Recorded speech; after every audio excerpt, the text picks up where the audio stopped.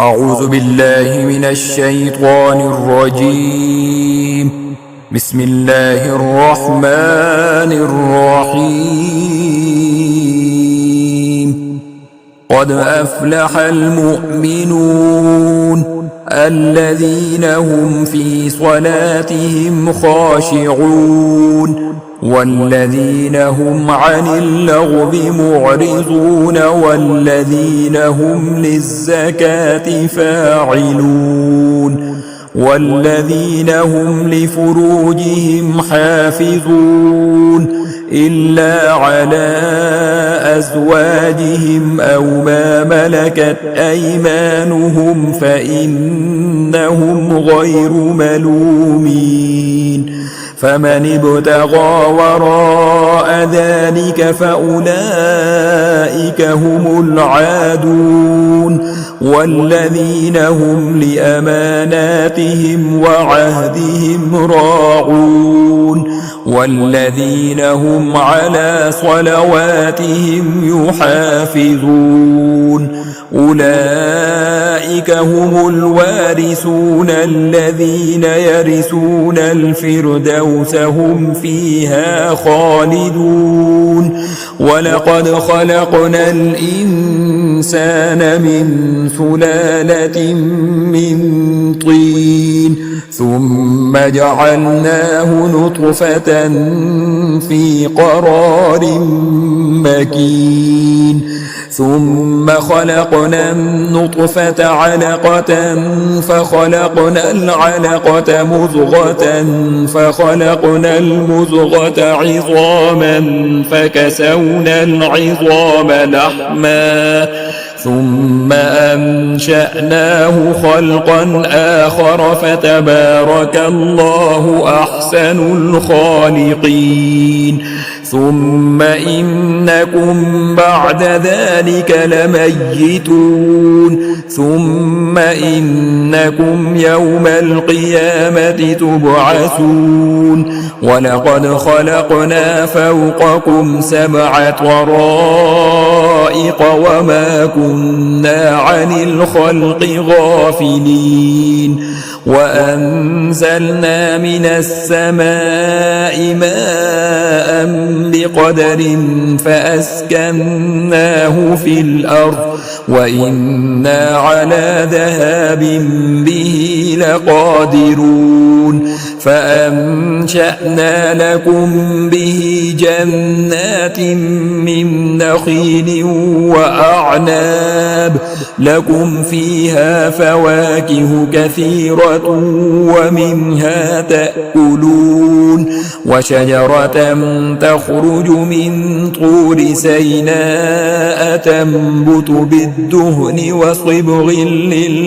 للآكلين. وإن لكم في الأنعام لعبرة نسقيكم مما في بطونها ولكم فيها منافع كثيرة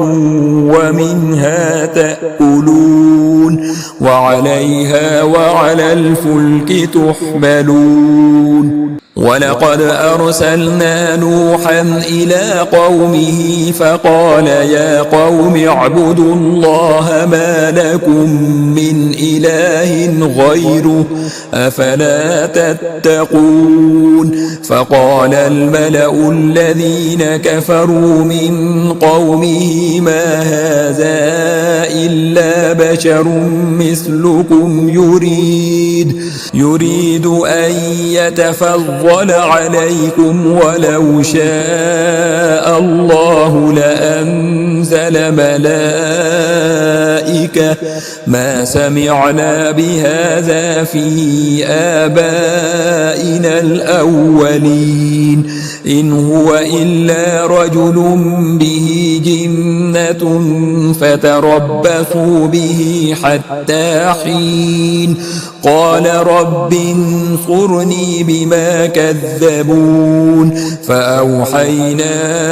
إليه أن اصنع الفلك بأعيننا ووحينا فإذا جاء أمرنا وفارت النور فاسلك فيها من كل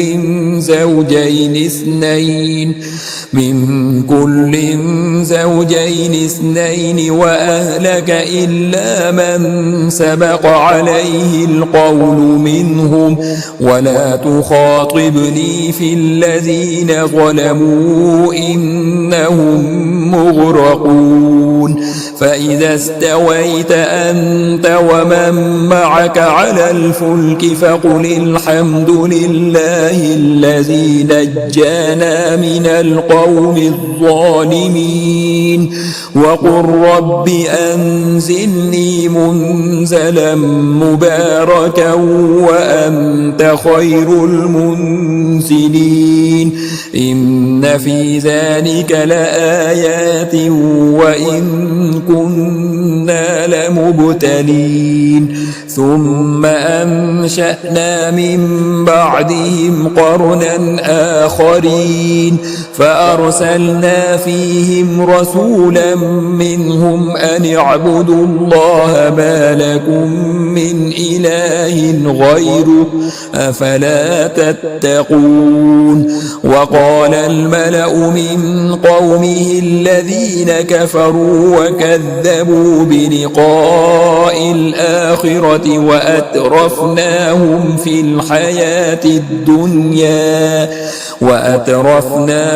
في الحياة الدنيا ما هذا إلا بشر مثلكم يأكل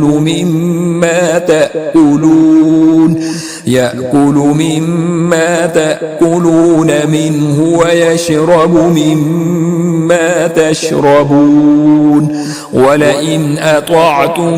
بشرا مثلكم إنكم إذا لخاسرون أيعدكم أنكم إذا متم وكنتم ترابا وعظاما أنكم مخرجون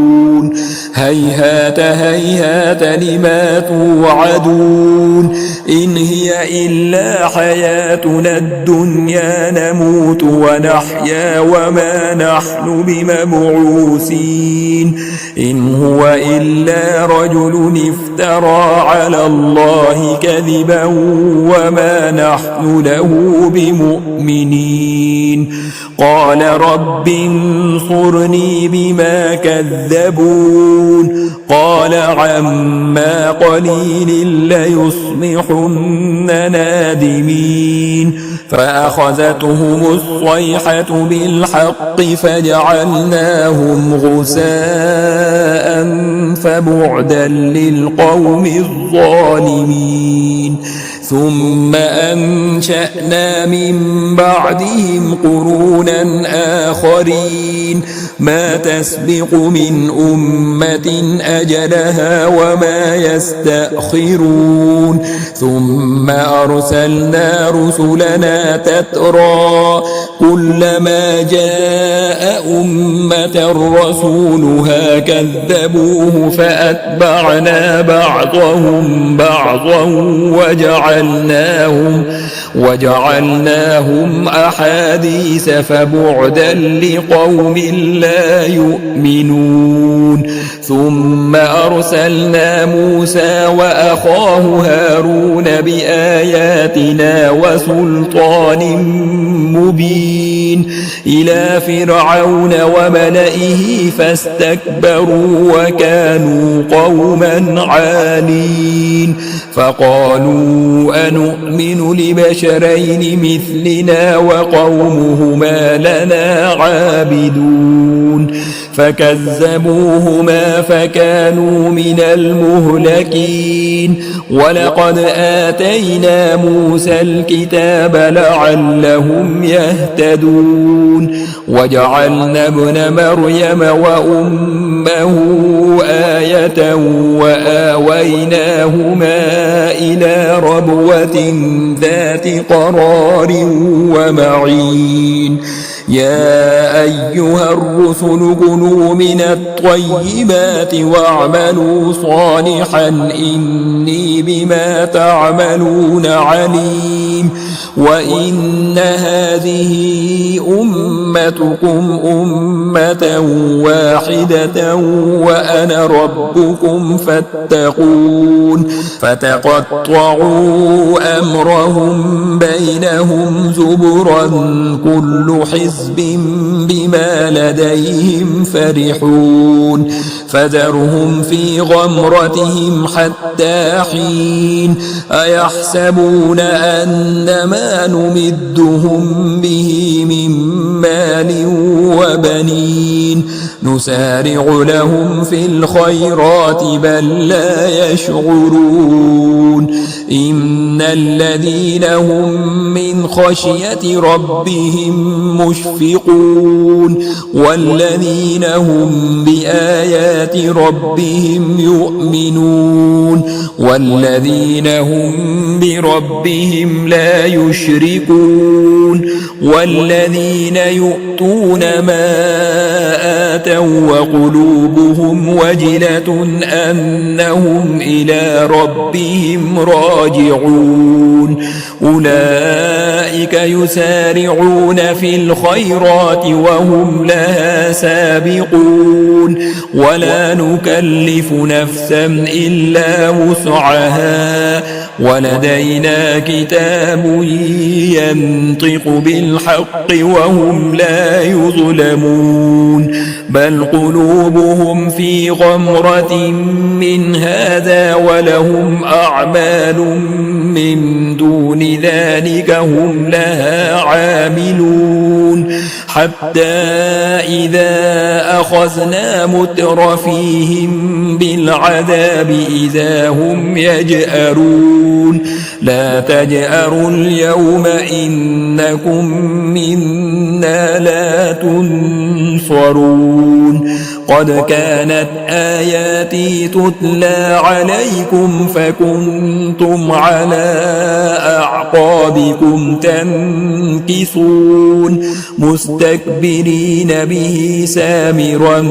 تهجرون أفلم يدبروا القول أم جاءهم ما لم يأت آباءهم الأولين أم لم يعرفوا رسولهم فهم له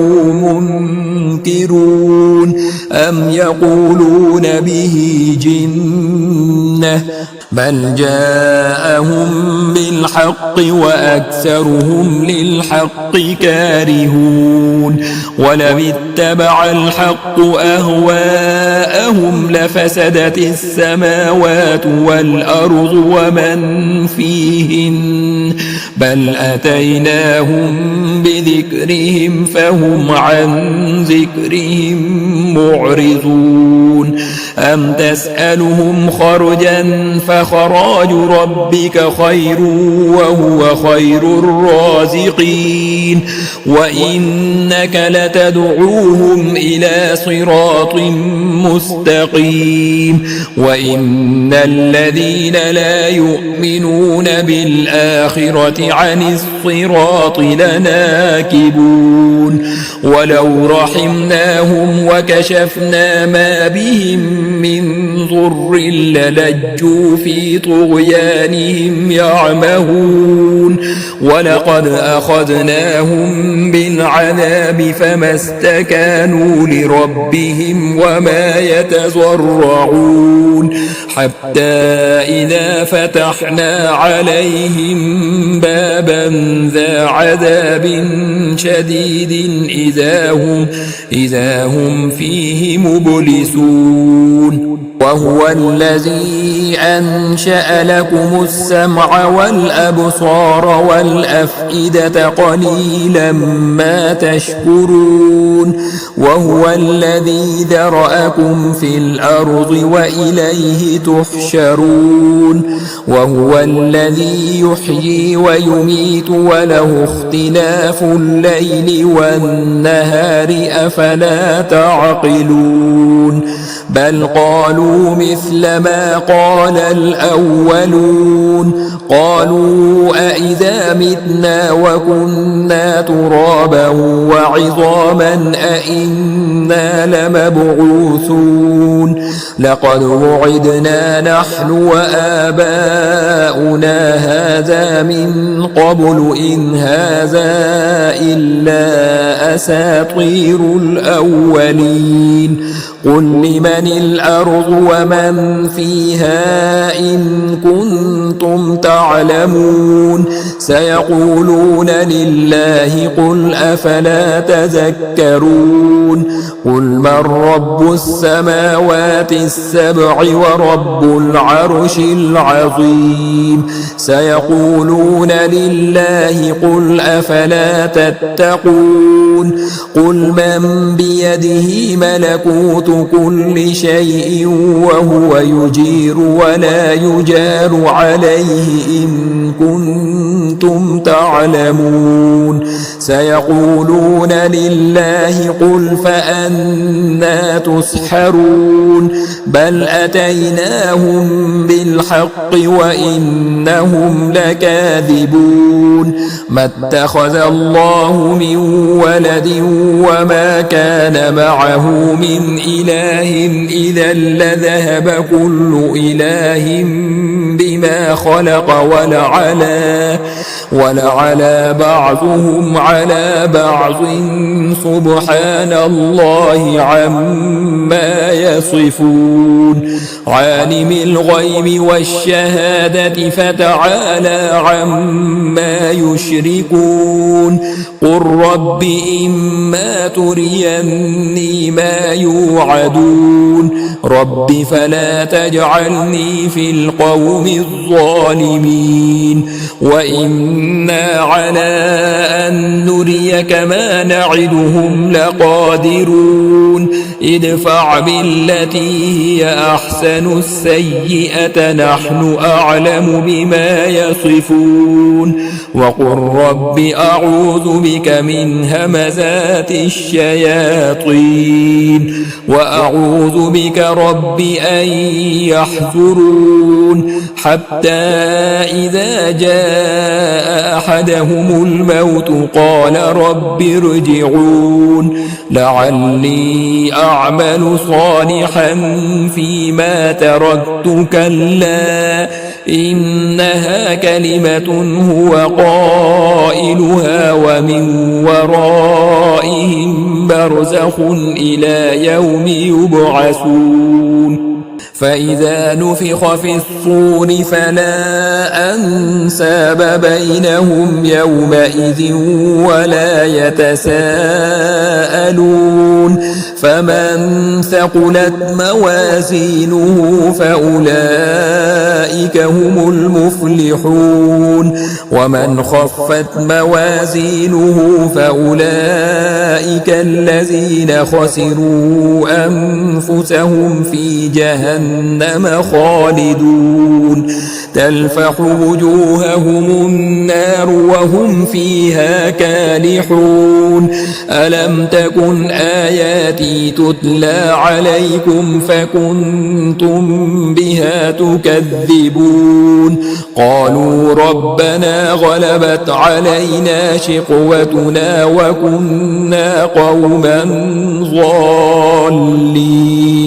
ربنا أخرجنا منها فإن عدنا فإنا ظالمون قال اخسئوا فيها ولا تكلمون إنه كان فريق من عبادي يقولون ربنا آمنا فاغفر لنا وارحمنا وأنت وأنت خير الراحمين فاتخذتموهم سخريا حتى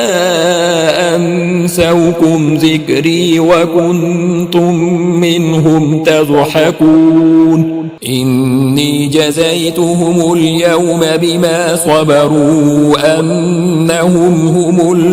الفائزون قال كم لبثتم في الأرض عدد سنين قالوا لبثنا يوما أو بعض يوم فاسأل العادين قال إن لبثتم إلا قليلا لو أنكم كنتم تعلمون أفحسبتم أنما خلقناكم عبثا وأنكم إلينا لا ترجعون فتعالى الله الملك الحق لا إله إلا هو رب العرش الكريم ومن يدع مع الله إلها آخر لا برهان له به فإنما حسابه عند ربه إنه لا يفلح الكافرون وقل رب اغفر وارحم وأنت خير الراحمين بسم الله الرحمن الرحيم سورة أنزلناها وفرضناها وأنزلنا فيها آيات بينات لعلكم تذكرون الزانية والزاني فاجلدوا كل واحد منهما 100 جلدة ولا تأخذكم بهما رأفة في دين الله إن كنتم تؤمنون بالله واليوم الآخر وليشهد عذابهما طائفة من المؤمنين الزاني لا ينكح إلا زانية أو مشركة والزانية لا ينكحها إلا زان أو مشرك وحرم ذلك على المؤمنين والذين يرمون المحصنات ثم لم يأتوا ب4 شهداء فاجلدوهم 80 جلدة ولا تقبلوا لهم شهادة أبدا وأولئك هم الفاسقون إلا الذين تابوا من بعد ذلك وأصلحوا فإن الله غفور رحيم والذين يرمون أزواجهم ولم يكن لهم شهداء إلا أنفسهم فشهادة أحدهم 4 شهادات بالله إنه لمن الصادقين والخامسة أن لعنة الله عليه إن كان من الكاذبين ويدرأ عنها العذاب أن تشهد 4 شهادات بالله إنه لمن الكاذبين والخامسة أن غضب الله عليها إن كان من الصادقين ولولا فضل الله عليكم ورحمته وأن الله تواب حكيم إن الذين جاءوا بالإفك عصبة منكم لا تحسبوه شرا لكم بل هو خير لكم لكل امرئ منهم ما اكتسب من الإثم والذي تولى كبره منهم له عذاب عظيم لولا إذ سمعتموه ظن المؤمنون والمؤمنات بأنفسهم خيرا وقالوا هذا إفك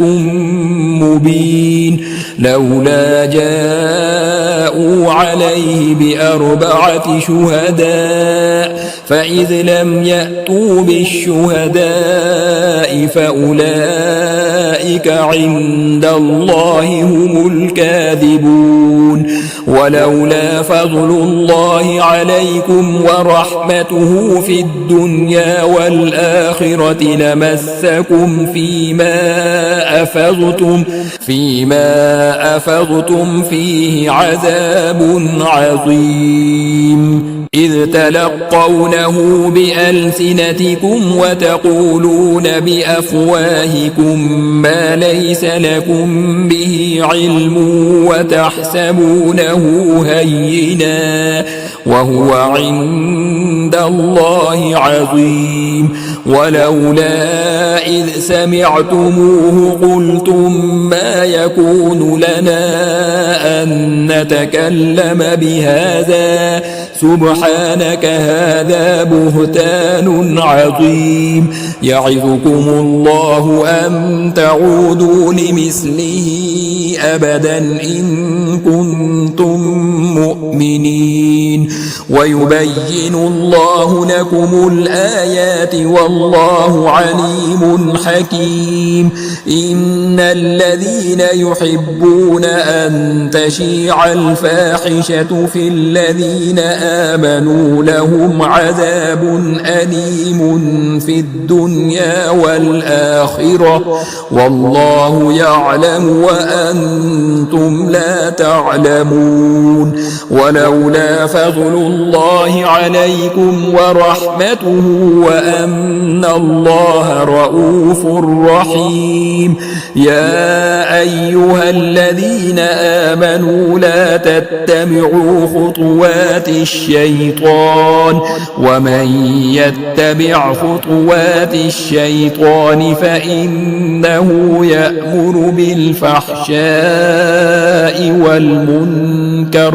ولولا فضل الله عليكم ورحمته ما زكى منكم من أحد أبدا ولكن الله يزكي من يشاء والله سميع عليم ولا يأتل أولو الفضل منكم والسعة أن يؤتوا أولي القربى والمساكين والمهاجرين في سبيل الله وليعفوا وليصفحوا ألا تحبون أن يغفر الله لكم والله غفور رحيم إن الذين يرمون المحصنات الغافلات المؤمنات لعنوا في الدنيا والآخرة ولهم عذاب عظيم يوم تشهد عليهم ألسنتهم وأيديهم وأرجلهم بما كانوا يعملون يومئذ يوفيهم الله دينهم الحق ويعلمون أن الله هو الحق المبين الخبيثات للخبيثين والخبيثون للخبيثات والطيبات للطيبين والطيبون للطيبات أولئك مبرؤون مما يقولون لهم مغفرة ورزق كريم يا أيها الذين آمنوا لا تدخلوا بيوتا غير بيوتكم حتى تستأنسوا وتسلموا على أهلها ذلكم خير لكم لعلكم تذكرون فإن لم تجدوا فيها أحدا فلا تدخلوها حتى يؤذن لكم وإن قيل لكم ارجعوا فارجعوا هو أزكى لكم والله بما تعملون عليم ليس عليكم جناح أن تدخلوا بيوتا غير مسكونة فيها متاع لكم والله يعلم ما تبدون وما تكتمون قل للمؤمنين يغضوا من أبصارهم ويحفظوا فروجهم ذلك أزكى لهم إن الله خبير بما يصنعون وقل للمؤمنات يغضضن من أبصارهن ويحفظن فروجهن ولا يبدين زينتهن إلا ما ظهر منها وليضربن بخمرهن على جيوبهن ولا يبدين زينتهن إلا لبعولتهن أو آباء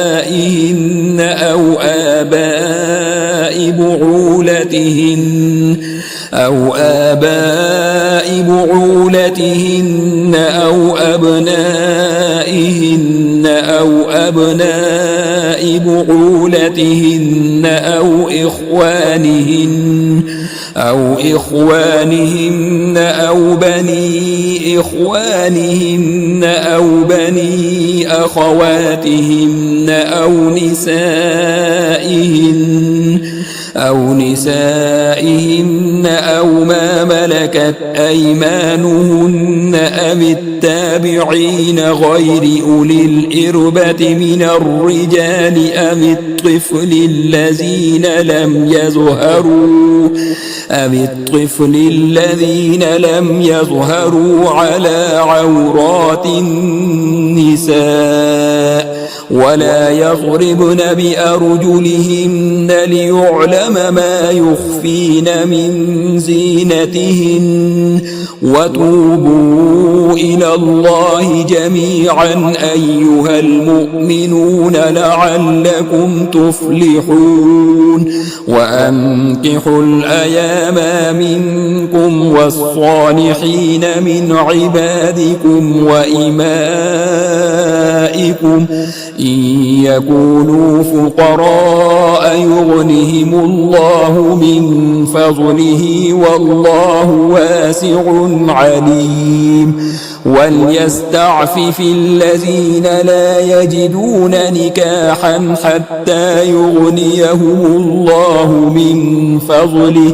والذين يبتغون الكتاب مما ملكت أيمانكم فكاتبوهم إن علمتم فيهم خيرا وآتوهم مما لله الذي آتاكم ولا تكرهوا فتياتكم على البغاء إن أردنا تحصنا لتبتغوا عرض الحياة الدنيا ومن يكرههن فإن الله من بعد إكراههن غفور رحيم ولقد أنزلنا إليكم آيات مبينات ومثلا من الذين خلوا من قبلكم وموعظة للمتقين الله نور السماوات والأرض مثل نوره كمشكاة فيها المصباح في زجاجة الزجاجة كأنها كوكب دري يوقد من شجرة مباركة زيتونة لا شرقية ولا غربية يكاد زيتها يضيء ولو لم تمسسه نور على نور يهدي الله لنوره من يشاء ويضرب الله الأمثال للناس والله بكل شيء عليم. في بيوت أذن الله أن ترفع ويذكر فيها اسمه يسبح له فيها بالغدو والآصال رجال لا تلهيهم تجارة ولا بيع عن ذكر الله وإقام الصلاة وإيتاء الزكاة يخافون يوما تتقلب فيه القلوب والأبصار ليجزيهم الله أحسن ما عملوا ويزيدهم من فضله والله يرزق من يشاء بغير حساب. والذين كفروا أعمالهم كسراب بقيعة يحسبه الظمآن ماء حتى إذا جاءه لم يجده شيئا ووجد الله عنده فوفاه حسابه والله سريع الحساب. أو كظلمات في بحر لجي يغشاه موج من فوقه سحاب ظلمات بعضها فوق بعض إذا أخرج يده لم يكد يراها ومن لم يجعل الله له نورا فما له من نور. ألم تر أن الله يسبح له من في السماوات والأرض والطير صافات كل قد علم صلاته وتسبيحه والله عليم بما يفعلون. ولله ملك السماوات والأرض وإلى الله المصير. ألم تر أن الله يزجي سحابا ثم يؤلف بينه ثم يجعله ركاما فترى الودق يخرج من خلاله وينزل من السماء من جبال فيها من برد فيصيب به من يشاء ويصرفه عن من يشاء يكاد سنا برقه يذهب بالأبصار يقلب الله الليل والنهار إن في ذلك لعبرة لأولي الأبصار. والله خلق كل دابة من ماء فمنهم من يمشي على بطنه ومنهم من يمشي على رجلين ومنهم من يمشي على أربع يخلق الله ما يشاء إن الله على كل شيء قدير. لقد أنزلنا آيات مبينات والله يهدي من يشاء إلى صراط مستقيم ويقولون آمنا بالله وبالرسول وأطعنا ثم يتولى فريق منهم من بعد ذلك وما أولئك بالمؤمنين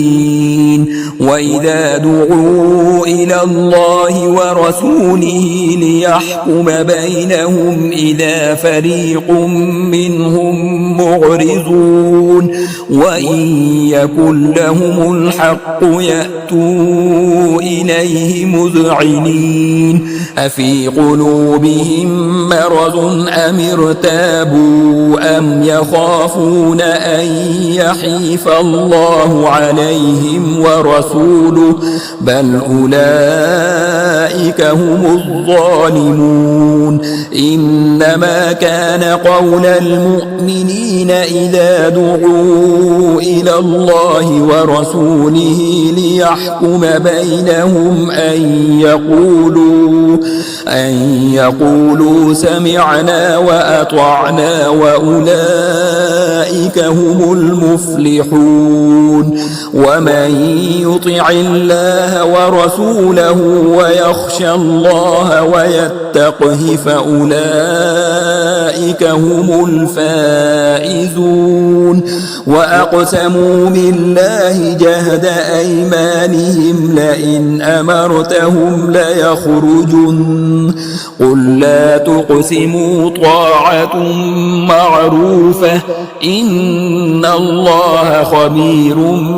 بما تعملون قل أطيعوا الله وأطيعوا الرسول فإن تولوا فإنما عليه ما حمل وعليكم ما حملتم وإن تطيعوه تهتدوا وما على الرسول إلا البلاغ المبين وعد الله الذين آمنوا منكم وعملوا الصالحات ليستخلفنهم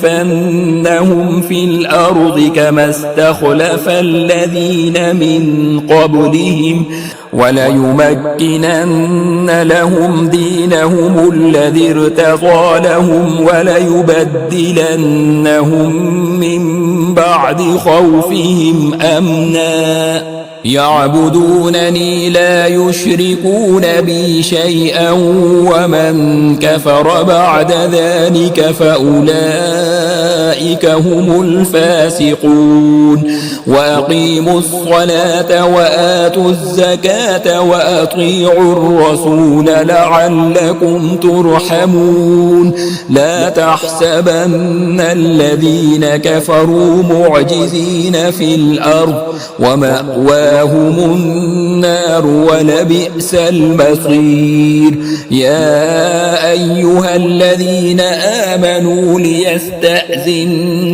الذين ملكت أيمانكم والذين لم يبلغوا الحلم منكم 3 مرات من قبل صلاة الفجر وحين تضعون ثيابكم من الظهيرة ومن بعد صلاة العشاء 3 عورات لكم ليس عليكم ولا عليهم جناح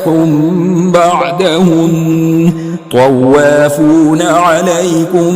بعضكم على بعض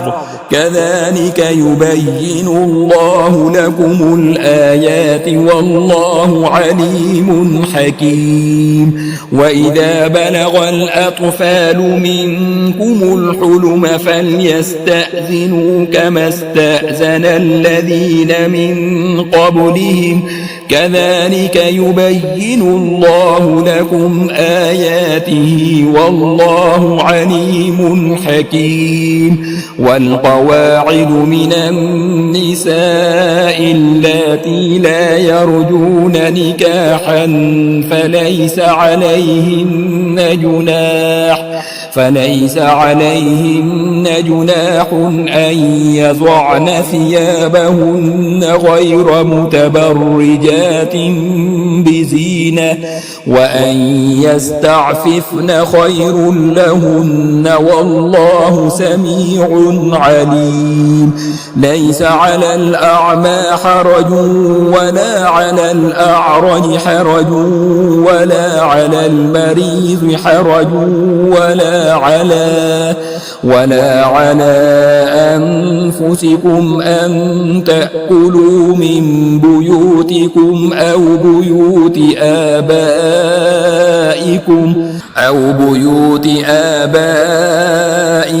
أو بيوت أمهاتكم أو بيوت إخوانكم أو بيوت أخواتكم أو بيوت أعمامكم أو بيوت عماتكم أو بيوت أخوانكم أو بيوت خالاتكم أو ما ملكتم مفاتحه أو صديقكم ليس عليكم جناح أن تأكلوا جميعا أو أشتاتا فإذا دخلتم بيوتا فسلموا على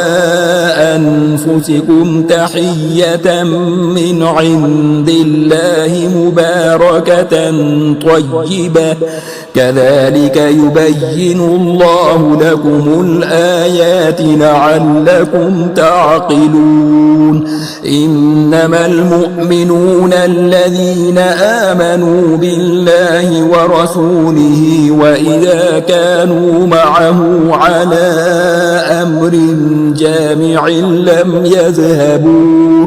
لم يذهبوا حتى يستأذنوه إن الذين يستأذنونك أولئك الذين يؤمنون بالله ورسوله فإذا استأذنوك لبعض شأنهم فأذن لمن شئت منهم واستغفر لهم الله إن الله غفور رحيم لا تجعلوا دعاء الرسول بينكم كدعاء بعضكم بعضا قد يعلم الله الذين يتسللون منكم لواذا فليحذر الذين يخالفون عن أمره أن تصيبهم فتنة أو يصيبهم عذاب أليم ألا إن لله ما في السماوات والأرض قد يعلم ما أنتم عليه ويوم يرجعون إليه فينبئهم بما عملوا والله بكل شيء عليم بسم الله الرحمن الرحيم تبارك الذي نزل الفرقان على عبده ليكون للعالمين نذيرا الذي له ملك السماوات والأرض ولم يتخذ ولدا ولم يكن له شريك في الملك وخلق كل شيء فقدره تقديرا واتخذوا من دونه آلهة لا يخلقون شيئا وهم يخلقون ولا يملكون لأنفسهم ضرا ولا نفعا ولا يملكون موتا ولا حياة ولا نشورا وقال الذين كفروا إن هذا إلا إفك افتراه وأعانه عليه قوم آخرون فقد جاءوا ظلما وزورا وقالوا أساطير الأولين اكتتبها فهي تملى عليه بكرة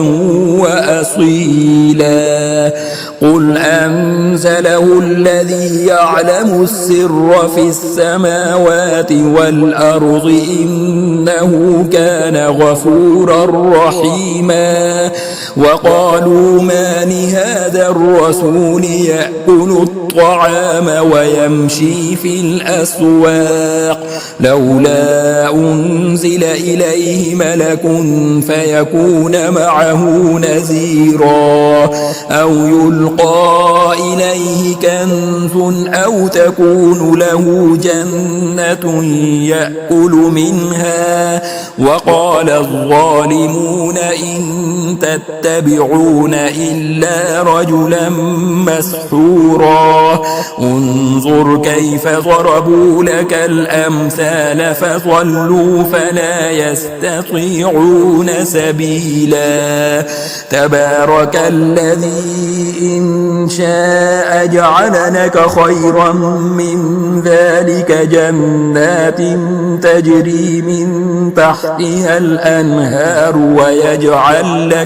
ويجعل لك قصورا بل كذبوا بالساعة وأعتدنا لمن كذب بالساعة سعيرا إذا رأتهم من مكان بعيد سمعوا لها تغيظا وزفيرا وإذا ألقوا منها مكانا ضيقا مقرنين دعوا هنالك ثبورا لا تدعوا اليوم ثبورا واحدا وادعوا ثبورا كثيرا قل أذلك خير أم جنة الخلد التي وعد المتقون كانت لهم جزاء ومصيرا لهم فيها ما يشاءون خالدين كان على ربك وعدا مسئولا ويوم يحشرهم وما يعبدون من دون الله فيقول أأنتم أضللتم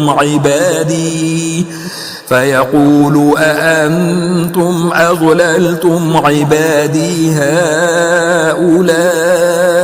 أم هم ضلوا السبيل قالوا سبحانك ما كان ينبغي لنا أن نتخذ من دونك من أولياء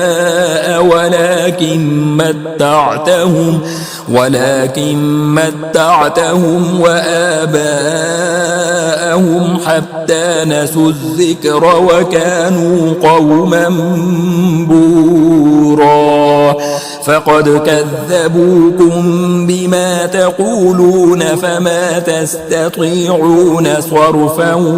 ولا نصرا ومن يظلم منكم نذقه عذابا كبيرا وما أرسلنا قبلك من المرسلين إلا إنهم ليأكلون الطعام ويمشون في الأسواق وجعلنا بعضكم لبعض فتنة أتصبرون وكان ربك بصيرا